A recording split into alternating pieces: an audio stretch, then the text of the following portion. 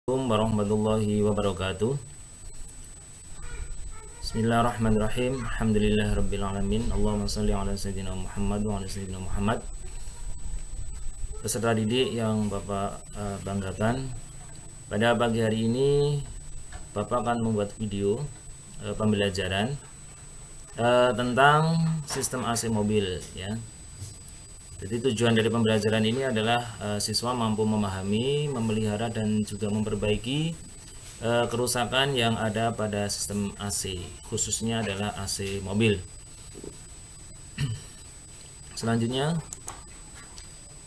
fungsi dari sistem AC adalah untuk memberikan suasana nyaman ya, atau suasana yang enak di dalam tubuh kita, apalagi yang kita alami ketika naik kendaraan nggak pakai sistem AC mungkin beda sekali ya. Nah, sebenarnya berapa suhu yang dibutuhkan tubuh ya supaya tubuh terasa nyaman, yaitu 22 sampai 25 derajat. Jadi ketika suhu di antara ini tubuh merasa nyaman. Nah, bagaimana mengkondisikan biar suhu yang ada di lingkungan kita, baik itu ada yang di rumah kalau memang itu AC rumah dan juga di mobil, itu bagaimana cara kerjanya AC tersebut. Nah, pada pagi hari ini kita akan membahas ya cara kerjanya sebelum, tapi komponen-komponennya dan cara kerja serta peralatan yang dibutuhkan ketika kita ingin sebagai maintenance atau perawatan. Tahap yang pertama adalah komponennya. Komponen dari sistem AC yang pertama adalah kompresor ya. Kompresor, yang kedua adalah kondensor. Ya, yang ketiga adalah receiver dryer. Yang keempat expansion valve dan yang kelima adalah evaporator. Jadi 5 komponen ini adalah komponen wajib yang ada dalam sistem AC, walaupun ada tambahan, yaitu nanti ada namanya kipas ya, kipas dan blower ya. Kipas dan blower itu adalah di luar tapi menempel dalam sistem AC, jadi pembantu. Tapi kalau nggak ada blower dan kipas ya tidak sempurna ya, tidak akan bekerja dengan maksimal, karena blower dan kipas ini yang mendorong udara. Nah, di sini ya. Nah, satu persatu saya akan menerangkan ya komponen dari AC mobil ini khususnya ya. Yang pertama adalah dari kompresor. Nah, jadi peserta didik harus paham ya apa itu kompresor dan termasuk cara kerjanya. Nah, ini adalah gambar dari sebuah kompresor AC mobil. Fungsi kompresor yang jelas peserta didik harus paham adalah berfungsi untuk memompa. Nah, namanya kompresor itu memompa.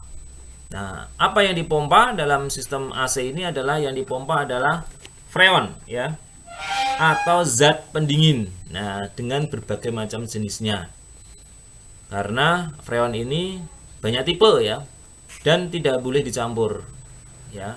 Ya mungkin hampir sama dengan bensin kali ya. Bensinnya macam-macam ya jenisnya, ada Pertamax turbo, Pertamax maupun Pertalite. Nah, freon pun seperti itu. Ada yang seri atau dengan kode ya, freon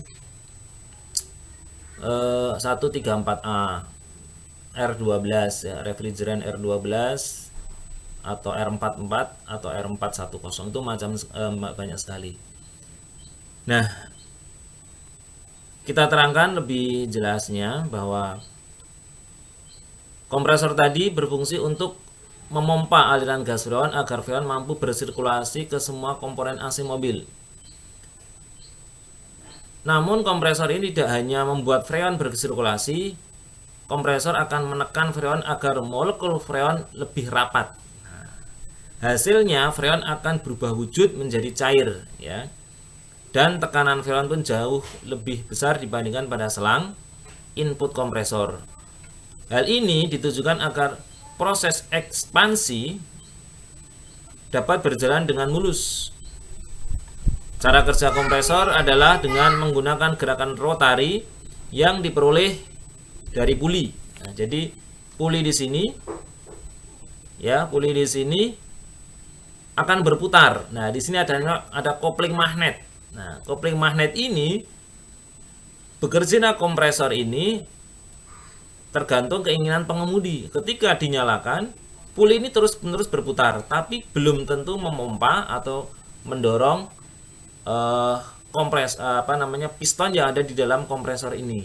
Ketika tidak dinyalakan, jadi ini hanya berputar bebas tanpa dorong freon atau piston yang ada di dalam ini. Ketika kita nyalakan, kopling magnet ini yang warna hitam akan menempel kuat sehingga memompa freon atau refrigeran yang ada dalam sistem, ya. Jadi akan mendorong freon untuk berputar, ya. Karena ini freon itu berupa cairan di sini, ya. Cairan. Zat pendingin, ya, ibaratnya kalau siswa atau peserta didik nggak paham itu seperti korek api.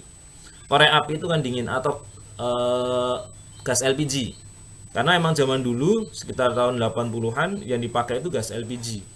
Dikarenakan ketika ada percikan api meledak, ya, sejarahnya itu akhirnya dibuat atau ada perlakuan khusus refrigeran itu supaya tidak mudah terbakar dan tidak bau. Artinya baunya pun nggak menyengat. Nah, jadi berbagai macam tipe akhirnya muncul, ada R134A dan sebagainya. Karena untuk mobil itu kebanyakan R134A. Ya, itu tipe freon digunakan untuk mobil. Selanjutnya, ya, setelah dipompa freon ini oleh kompresor, akan diteruskan atau ngalir ke kondensor. Nah, kondensor itu hampir sama bentuknya, ya, walaupun beda, tapi hampir sama dengan radiator, ya. Jadi ketika peserta didik udah sering melihat radiator, hampir sama. Dan ini pun jejer, ya, berjajar dengan radiator. Nah, berdampingan juga dengan kipas. Ya. Kalau radiator berfungsi untuk mendinginkan air, kalau ini untuk apa ini? Memindahkan panas. Ya, sama, mendinginkan panas yang dihasilkan oleh kompresor yang ngalir ke refrigeran ini, ke kondensor ini, ya, supaya panasnya turun. Ya. Jadi supaya panasnya turun. Prinsip kerja kondensor seperti yang saya sampaikan seperti radiator, di mana untuk memindahkan panas semaksimal mungkin, maka freon terlebih dahulu dilakukan oleh beberapa core. Nah, ini core di sini, ya, sirip-sirip.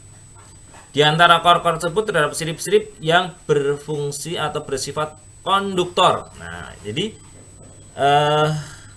di sini zat pendingin atau refrigeran itu ada di sini, dan di sini ada sirip-siripnya. Sehingga ketika ada aliran udara melewati sirip-sirip ini, suhu sirip-sirip akan lebih dingin karena bersifat konduktor. Otomatis suhu yang lebih tinggi pada freon akan berpindah ke sirip-sirip ini. Ya, hampir sama dengan fungsi radiator. Radiator yang didinginkan adalah air, kalau kondensor adalah zat pendingin. Nah, ini kalau di mobil jangan sampai salah. Ini biasanya ada di depan, belakangnya baru radiator, terakhir adalah kipas. Jadi berjejer 3, ya. Jadi seperti itu. Jadi memindahkan panas, ya, makanya bekerja sama dengan kipas. Ini nggak bisa bekerja sendiri, ya. Walaupun mobil berjalan, ya, kan ada tekanan dari luar. Nah, itu tekanan negatif, ya, artinya nggak maksimal. Lebih maksimal lagi oleh dikipasin oleh fan atau kipas. Oke, next. Komponen yang ketiga adalah receiver dryer. Nah, ini adalah setelah dari kondensor akan mengalir ke sini. Receiver dryer berfungsi untuk apa? Mengeringkan freon dari air. Nah, ini seperti silika, ya. Jadi receiver dryer ini mengeringkan. Takut kalau ada air di situ, nah, diserap, ya. Nah, selain itu juga sebagai penyaring dari kotoran. Loh, kotoran dari mana? Nah, namanya kompresor itu kan ada gesekan. Nah, ketika ada sebuah besi yang misalnya bergesekan menghasilkan sebuah bram. Nah, bram ini akan mengganggu aliran. Nah, oleh karena itu akan disaring. Nah, sifat dari receiver dryer ini sekali pakai tidak bisa diperbaiki. Ya, kalau udah kotor dengan ciri adalah tekanannya meningkat. Ya, kalau tekanan meningkat harusnya kan masuk sama keluar tekanannya sama. Nah, tekanan meningkat, nah berarti ini udah banyak kotoran di sini, harus ganti. Ya. Selanjutnya, jadi ini penyaring ya. Penyaring pertama dari uap air dan juga dari kotoran. Nah, selanjutnya adalah expansion valve. Fungsi expansion valve adalah untuk mengubah, nah ini ya, mengubah wujud freon cair akan condong ke bentuk gas melalui proses spraying, semprotan. Kita ibaratkan adalah sebuah parfum spray. Ya, kita punya parfum kan di rumah. Meski suhu tabung parfum normal, ya kita kan punya parfum tabungnya normal. Namun ketika kita semprotkan, baru terasa sejuk. Kalau tabungnya sih biasa aja. Kita punya merek ya, nggak udah disebut ya, disemprotkan ke tubuh baru dingin terasanya. Nah, itu pun fungsinya seperti itu ya. Jadi mengecil atau meningkatkan tekanan ya. Jadi yang keluar dari sini akan menyembur ya. Jadi ini karena zat cair yang awalnya berada dalam selang tekanan tinggi tadi di sini, dari mana, dari sini keluar ke ruang bertekan rendah dengan kecepatan yang tinggi. Kenapa kok tinggi? Kompresor. Maka kompresor ini adalah salah satu komponen yang vital dalam sistem AC. Kalau kompresor nggak bisa dorong dengan kuat, dan nanti nggak akan bisa naik ke sini. Ya, jadi sehingga suhunya terasa lebih dingin. Nah, seperti peserta tadi perhatikan seperti tadi saya sampaikan parfum. Pada freon, proses spraying ini dipakai agar suhu freon semakin dingin sebelum dimasukkan ke evaporator. Nah, jadi ini dari saringan yang udah bersih diturunkan atau dikecilkan diameternya sehingga akan menyembur. Ya, di sini menghasilkan suhu yang dingin. Nah, selanjutnya akan masuk ke mana? Komponen selanjutnya yaitu ke evaporator. Evaporator adalah untuk pendinginan udara yang akan diventilasi ke dalam kabin mobil. Prinsip kerja evaporator juga sama dengan seperti kondensor ya, di mana freon bersuhu dingin akan disalurkan ke dalam core ya, atau pipa-pipa yang juga bersirip-sirip. Ya, ini bersirip-sirip ya. Tapi bedanya tadi di sini udah dingin. Ya. Udah dingin karena apa tadi? Ada expansor valve di sini. Ya. Suhu dingin tersebut akan mengalir rata ke semua permukaan sirip-sirip. Ya. Karena bersifat konduktor. Sehingga ketika ada udara dihembuskan melewati sirip evaporator, suhu udara tersebut akan berkurang. Nah, terjadilah perpindahan suhu ya. Jadi peserta didik bisa bayangkan seperti es aja. Es kalau dikipasin kita terasa dingin. Nah, ini di sini dingin sekali. Nah, dikipasin oleh, nah ini tadi saya bilang kerjasama dengan blower. Nah, dengan blower, nah akan dihembuskan ya core yang di sirip-sirip ini ke ruang kabin. Ya, makanya AC kok netes. Nah, itu seperti es. Kita ada gelas, kasih es, kita akan netes. Nah, di situ seperti itu. Makanya akan ada tetes-tetesan air. Makanya kalau ada AC jangan kaget di bawah ini radiator bocor, bukan. Ini adalah karena AC-nya bekerja. Kalau nggak netes malah nggak bekerja berarti. Ya. Nah, jadi saya ulang, jadi di sini terjadi proses perpindahan panas dari udara bebas ke dalam freon sehingga udara yang telah terhembus melewati sirip evaporator memiliki suhu yang dingin. Ya. Nah, selanjutnya kita terasa nyaman. Nah, ini bisa diatur ya. Suhunya bisa diatur sesuai keinginan kita. Nah, nanti akan ada sistem idle-nya juga. Nah, komponen tambahan. Ya. Selanjutnya dari evaporator ini akan kembali lagi ke kompresor. Nah, jadi ini adalah sebuah siklus tertutup, ya, siklus tertutup, ya. Secara teori AC itu nggak mungkin akan habis freonnya atau refrigerannya, ya, seperti rem, ya. Peserta tadi udah pernah rem, ya, rem yang hidrolik. Secara teori nggak akan habis, tapi perlu perawatan, misalnya penggantian, atau mungkin ada hasilnya. Termasuk di sini kebocoran pada apa kalau pada freon atau sistem AC, ya, yang jelas kebersihan dari komponen-komponen khususnya di dalam kabin di sini mempengaruhi jangka panjang kualitas AC tersebut. Kalau kita di dalam kabin sering banyak kotor, akan nempel di sini. Kotoran dari kabin yang ruang mobil itu akan masuk ke sini, akan menghambat sistem pendinginan. Nah, makanya fungsi AC itu jelas pertama sebagai membuat suasana biar dingin. Yang kedua juga pembersih ruangan. Ketika pakai AC, ruangan yang ada debu itu akan nempel di sini. Nah, maka ada istilah harus dibersihkan AC-nya. Gitu ya. Dibersihkan AC-nya. Nah, selanjutnya komponen sudah kita terangkan.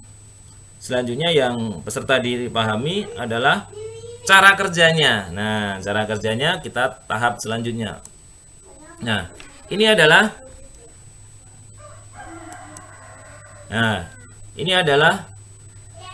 cara kerja dari sebuah sistem AC. Nah, lihat ini ya. Tadi saya sampaikan sebuah siklus tertutup. Ini berupa cairan yang ketika keluar berubah jadi gas, ya, seperti gas LPG, ya. Di dalam cairan berupa, ada dalam tabung berupa cairan. Nah, pertama tadi saya sampaikan ada komponen-komponen ini, ada yang di dalam kabin, ada yang di luar. Yang saya lingkarin ini, yang warna biru, ini ada yang di dalam kabin atau yang suhunya dingin. Yang merah dan yang kuning itu ada yang di luar kabin atau di dalam, ada dekat dengan mesin, engine. Ya. Jadi di sini panas, tekanan tinggi, ya. Ada posisinya di sini, di luar kabin. Bagaimana cara kerjanya? Kompresor akan memompa zat refrigeran, dorong refrigeran ngalir ke sini. Kemana? Ke kondensor. Makanya kompresor itu vital sekali, dan kalau di bengkel ini komponen yang paling mahal, ya. Dari sekian ini komponen yang paling mahal adalah kompresor. Nah, di sini ada oli, jelas oli kompresor AC ada. Makanya bisa diservis, penggantian oli, termasuk penggantian refrigeran, ya. Nah, ketika menghasilkan sebuah tekanan tinggi dan panas, ya, karena kalau ketika dipompa pasti panas, ya. Nah, setelah mengalir ke dalam mana? Ke kondensor. Tadi saya sampaikan bekerja sama dengan kipas, ya, atau fan, ya. Selanjutnya akan mengalir ke saringan receiver dryer dan juga menyaring uap air. Nah, selanjutnya ngalir ke expansion valve. Nah, ini ya, expansion valve. Nah, expansion valve ini akan ngalir lagi ke evaporator. Nah, blower terpisah seperti fan tadi, ya. Blower bedanya dengan fan bentuknya, ya. Jadi bentuknya. Kalau fan hanya sekedar dorong, ya. Kalau ini beda. Yang dorong yang ngisap. Nah, gitu ya, bedain di sini. Yang dorong yang ngisap apa? Kotoran. Ya, kotoran yang ada di dalam kabin tersebut. Nah, selanjutnya refrigeran ngalir ke kompresor kembali. Ya, jadi ini siklus tertutup. Secara teori tidak mungkin berkurang. Tetapi ketika ada kebocoran, inilah maintenance, perbaikan peserta didik harus kuasai, ya. Nah, tahap selanjutnya ketika peserta didik paham, ya. Jadi yang tekanan tinggi di sini, nah, kemungkinan kebocoran tinggi sekali di sini. Ketika apa?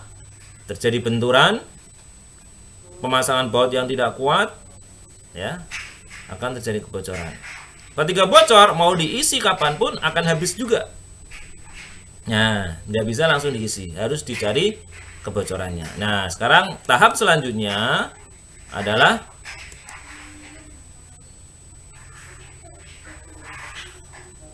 ini ya, tadi urutannya. Nah, tahap selanjutnya adalah bagaimana cara peralatan. Nah, peralatan untuk perbaikan sistem AC. Nah, apa saja peralatannya? Oke, kita langsung aja. Yang pertama adalah MPG, manifold pressure gauge. Ya, manifold pressure gauge. Pemakaian ini bertujuan untuk memeriksa tekanan. Ya. Baik itu tekanan negatif maupun tekanan positif. Loh, apa tekanan negatif? Yaitu saat kita memvakum nanti. Loh, kenapa kok perlu divakum? Ketika kita mau menguras atau ada kebocoran, ya, sehingga ada udara yang masuk ke dalam sistem selang-selang AC. Nah, itu kita tidak bisa langsung mengisi. Kita harus mengeluarkan dulu udara tersebut. Kalau di sistem rem, mungkin kalian udah paham, membleeding. Nah, di bleeding. Nah, atau mengeluarkan udara. Nah, ini pun seperti itu. Jadi ini multifungsi. Ya buat memvakum, ya buat mengisi. Fungsi dari MPG, ya. Oke, selain itu juga ketika mau mengecek saja, tekanannya berapa? Nah, tekanan standar pada warna biru adalah 20 SI. Ya, tekanan ketika mesin normal, mesin hidup dan normal, tekanan untuk yang warna merah atau tekanan tinggi high sekitar 180 PSI. Ya. Jadi pengecekan saat mesin hidup. Ya, jadi ini multifungsi. Pengisian iya, memvakuman iya. Nah, oke, alatnya ini. Selanjutnya, alat yang kedua adalah pompa vakum. Nah, ini tidak bisa bekerja sendiri. Pompa vakum ini bekerja sama dengan MPG tadi saya sampaikan untuk memvakum, mengosongkan sistem udara yang ada dalam selang. Ketika tadi saya bilang ada kebocoran, ketika nggak rusak, kita nggak menguras freon, ini nggak perlu, ya. Jadi ketika ada kerusakan, ada yang bocor, ini harus divakum dulu udaranya, ya. Ini pompa vakum bekerja sama dengan MPG. Ya, jadi ini bukan buat mengisi, ya, hanya menyedot udara palsu yang ada dalam sistem freon. Berapa? Sampai min 30 yang di warna selang warna biru, ya, min 30 PSI.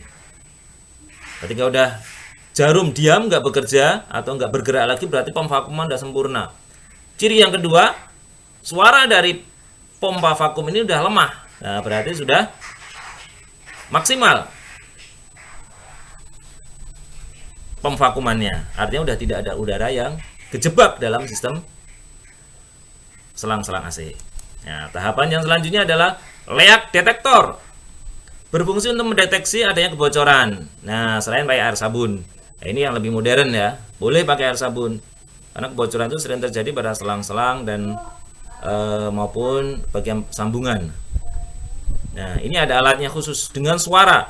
Ketika nanti ada kebocoran, suaranya akan makin cepat bunyinya di sini. Nah, ini dengan sound atau dengan suara. Boleh dengan menggunakan air sabun. Selanjutnya, ketika kita mau menyambung, memotong, mohon maaf ya, mau memotong atau membuat pipa baru, nah alatnya adalah flaring. Flaring itu biar ujung dari pipa itu bisa nempel atau bisa membuat sebuah cekungan, ya, sehingga bisa nempel kuat dengan sambungan dari komponen yang mau disambung. Komponen yang mau disambung mana aja? Selang itu, ya, ya kompresor, ya receiver dryer, ya expansion valve maupun evaporator. Nah, sambung-sambungan di sini dibuat cekungan supaya nempel dengan kuat. Nah, menggunakan flaring. Oke. Selanjutnya adalah motong. Nah, ini tubbing cutter. Pemotong pipa tembaga. Kalau menggunakan pipa, tapi kalau menggunakan karet ya pakai cutter aja. Atau selangnya karet. Nah, selanjutnya adalah AVO ya, avometer atau multitester. Ini biasanya untuk kelistrikannya. Kenapa kok kopling magnetnya nggak bekerja? Apa sekeringnya? Nah, menggunakan alat avometer atau multitester. Ya, jadi kelistrikannya.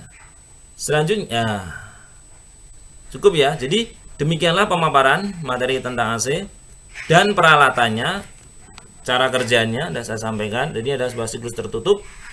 Mulai dari, saya ulangi, kompresor, kondensor,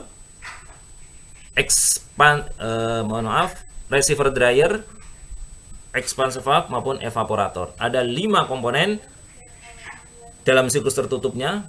Tambahan 2 komponen yaitu fan atau kipas dan blower.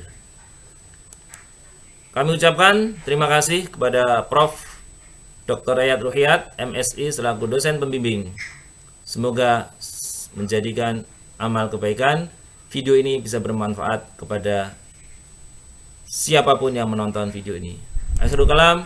Assalamualaikum warahmatullahi wabarakatuh.